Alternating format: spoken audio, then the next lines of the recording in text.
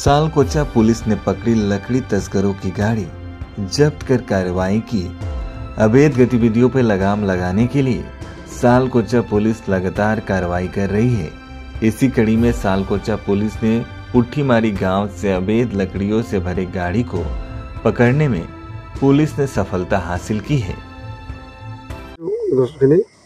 गछखिनि आसले नलचाल है मिक्सार आछे सब गछे हाल गछ नहय किन्तु नलचाल है किन्तु आमी एटा कथा बुझिছোঁ आमार रेजिस्ट्रार লগত बहि किने जे नलचाले हक बा चाले हक जिकोनो गछ हक एटु एटा पारमिशन थाके এই পারমিশন নহাকে গছ কাটিলে সেটা অবৈধ বুলি হয় কিন্তু কোনো পারমিশন নাই সেই অবৈধভাৱে বহু দিনৰ পৰা বিজনেছ কৰি আছে আৰু সি ৰাতি ৰাতি মাল কঢ়িয়াই লয়।